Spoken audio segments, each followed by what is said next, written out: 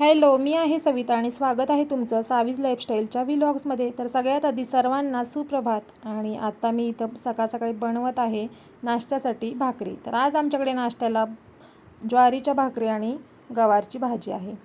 तर चपाती भाजी, पोहे, उपमा, आलू पराठे वगैरे असतातच नाश्त्याला, पण कधी कधी गडबडीच्या वेळेला नाही मी भाजी भाकरीच बनवते, ज्या दिवशी गडबड वगैरे असेल ना त्या दिवशी. खरं तर आम्हाला लहानपणापासून सकाळी भाजी भाकरीच खायची सवय आहे, कारण आपल्याला माहीतच आहे गावाकडे जास्त करून नाश्ता वगैरे काही बनवला जात नाही, भाजी भाकरीच बनवल्या जातात.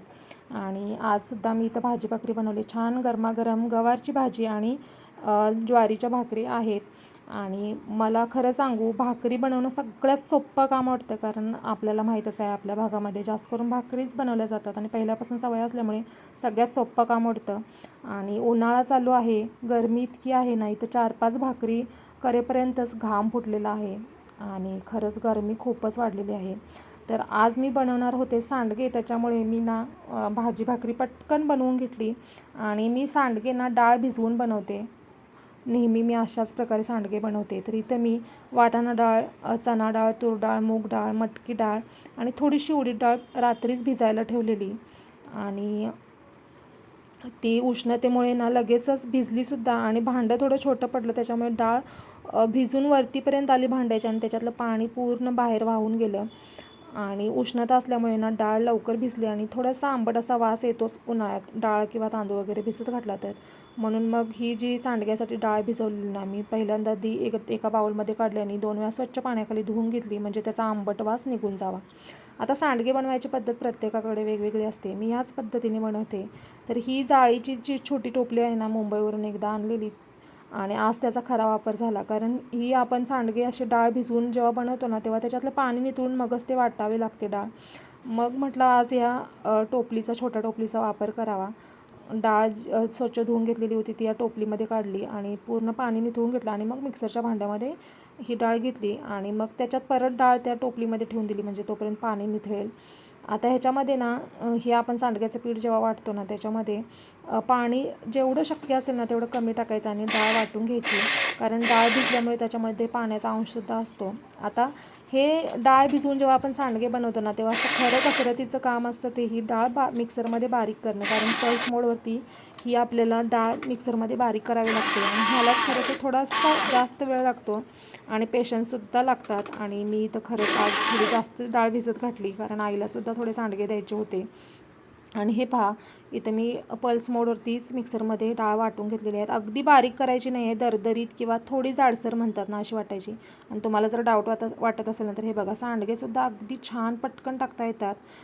काहींना वाटत असेल की डाळ भिजवली तर ते पीठ थोडं पातळ होतं, सांडगे व्यवस्थित होत नसतील, पण खरंच मी 2-3 वर्षापासून ह्याच पद्धतीने सांडगे करते आणि अगदी छान होतात, शिजल्यानंतरसुद्धा अगदी व्यवस्थित शिजले जातात. त्याच्यामुळे ह्या पद्धतीनं ना सांडगे तुम्ही नक्की करून बघा. आता इथं मी मिक्सरमध्ये थोडी सगळी डाळ वाटून घेतली. त्याच्यानंतर मग आंघोळ्या वगैरे झाल्या आणि पिल्लूला भूक लागलेली, मला पण लागलेली, म्हटलं आधी जेवून घेऊया. आणि आज पिल्लूचा मूड झाला की व्हिडिओ काढ, मी वदनी कवळ घेता म्हणणार आहे, तर ती वदनी कवळ घेता म्हणत होती, म्हणून मग असा व्हिडिओ काढला, मग नमस्कार केला आणि आम्ही जेवून घेतले. गवारीसोबत इथं दहीसुद्धा घेतलेलं आहे. शांभवीला काय सगळ्याच भाज्या ती आवडीनं खाते, पण गवारसुद्धा तिला आवडते, तर दही, गवार आणि भाकरी तिनंसुद्धा खाऊन घेतली, आम्हीसुद्धा खाल्ली. आणि ती कुठलीही भाजी देऊ देत छान झाले म्हणून सांगते. फक्त मॅडमांना आमच्यात तिखट तेवढं जास्त चालत नाही, मग काय कुठल्याही भाज्या आवडतात. जेवण वगैरे केलं आणि इथं मी डाळ मगाशीच वाटून ठेवलेली आणि हे पहा, फायनली इथं डाळ वाटून ही एवढी म्हणजे वाटून डाळ एका मोठ्या भांड्यात मी ट्रान्सफर केलेली ना, एवढी डाळीचं ते पीठ झालेलं आहे. आता ह्याच्यामध्ये आपल्याला मसाले टाकायचे आहेत, तर इथं मी अर्धा चमचा हिंग टाकते आहे. हिंगानेसुद्धा छान फ्लेवर येतो सांडग्यांना. त्याच्यानंतर हळद अर्धा चमचा टाकायची आहे. मला वाटतं हे सगळ्या डाळी मिळून मला वाटते 2.5 किलोच्या वरती होत्या. चवीनुसार मीठ टाकायचं आहे. आता सांडग्याचं पीठ वाटतानाच त्याच्यामध्ये मी लसूण आणि जिरं टाकून वाटून घेतलेली, पण जिरं पूडसुद्धा होती तीसुद्धा थोडी टाकली. आणि मिरची पावडर, इथं बिना मसाल्याची मिरची पावडर मी 2 ते 2.5 चमचे वापरलेली आहे. मसाल्याची शक्यतो टाळा, कारण आळ्या वगैरे धरतात किंवा लगेच सांडगे खराब होतात. त्याच्यामुळे बिना मसाल्याची वापरली तरी चालेल. जर नसेलच तर तुम्ही मसाल्याची वापरू शकता. आता ह्याच्यामध्ये भरपूर सारी ओली कोथिंबीर टाकायची आणि पीठ व्यवस्थित असं मिक्स करून बाजूला मी ठेवून दिलेलं आहे. पिल्लूची इथं काहीतरी लुडबुड चालू असते. आता हे सगळं एवढं काम करेपर्यंत बेसिन भांड्याने भरलेलं आहे. सगळ्यात आधी भांडी घासून घेतली पटकन आणि मगच सांडगे टाकायला सुरुवात केली. ताटं वगैरे परात वगैरे मी सकाळी स्वच्छ घासून सुकवून घेतलेले. आता ताटामध्येच मी सांडगे बनवणार आहे. आता ह्या ताटामध्ये वगैरे सांडगे किती बसतात काय माहिती, कारण पीठ थोडं जास्त झालेलं आहे. मग काय आता पिल्लू काय सांडगे घालायला इथं आलेली आहे. काय करतेस म्हटल्यानंतर सांडगे घालणार आहे असं म्हणत होती. आणि आता काय मुलांच्या सुट्ट्या आहेत, त्याच्यामुळे आपल्या प्रत्येक कामात त्यांची लुडबुड ही चालूच असणार. तिचेसुद्धा असं सांडगे बनवायचं काम चालू होतं. आता तिला काही सांडगे टाकता येत नव्हते, पण ते असा आकार देत होती. आणि मी ना शांभवीला असं कामात काही बी करायला आली ना तर जास्त करून अडवत नाही. आता माझ्या मध्ये लुडबुड करत होती, म्हटलं तिला सेपरेट एक ताटच दिला आणि काय बनवतीस ते बनव म्हटलं. आता मुलांनासुद्धा काय करायचं हा प्रश्न त्यांच्यासमोरसुद्धा आहे, कारण सुट्ट्या शाळेत कसं त्यांचं मन रमतं, घरामध्ये त्यांना खेळून खेळून ती किती खेळणार, त्याच्यामुळे आपल्या कामात लुडबुड करायला ती येतातच. आणि मग त्यांना अडवायचं नाही, जेवढं शक्य असेल त्यांना करायला द्यायचं. म्हणजे जिथे खरंच ती काय करू शकतात, तिथं त्यांचं मन रमवू शकतात ना, तिथं त्यांना करायला द्यायचं. शांभवीला इथे एक ताट दिलं आणि त्याच्यात ती असं सांडगे बनवत होती. त्याच्यानंतर मग ताटात काय बसणार नाहीत म्हटलं सांडगे, आणि जी टिपई होती समोरच्या ताईंकडे ती टिपई खोलली आणि त्याच्यावरती ना कागद कट करून टाकला आणि सांडगे आम्ही त्याच्यावरती बनवले. आता आमचे सांडगे बनवून झालेले आहेत. तिथं थालीपीठ बनवायचं काम चालू आहे.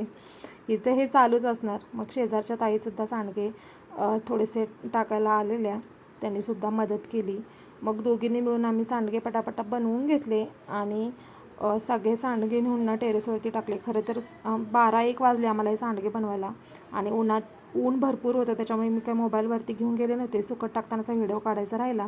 आता संध्याकाळच्या वेळेला मी स्लॅबवरती गेलेले आणि मला वाटते 1 वाजता मी स्लॅबवरती सांडगे सुकवायला ठेवलेले. त्याच्यामुळे अजून काही एवढे कडक सुकले नव्हते, पण पहा थोडेफार एक 30-40% सुकलेले आहेत. आणि मगाशी तुम्हाला थोडे फिके वाटत होते, पण आता रंग अगदी सुरेख आलेला आहे सांडग्यांना. आणि मी थोडे तिखटच बनवलेत, कारण तिखटच सांडगे छान वाटतात. आता पिल्लूला कच्चे सांडगे खायला खूप आवडतं आणि ती म्हणत होती माझा व्हिडिओ काढ, मी सांडगे खाऊन दाखवणार आहे. खरं तर सांडगे घरी न्यायला आलेले, पण म्हटलं आता हे सुकले नाहीत, एवढे खाली नेणार आणि परत सकाळी वरती नेण्यापेक्षा म्हटलं राहू देत रात्रभर, काय प्रॉब्लेम नाही. टेरेसवरती वगैरे कोणी शक्यतो आमच्या इथे येतच नाही. आणि हे पहा सांडगे छान असे झालेले आहेत.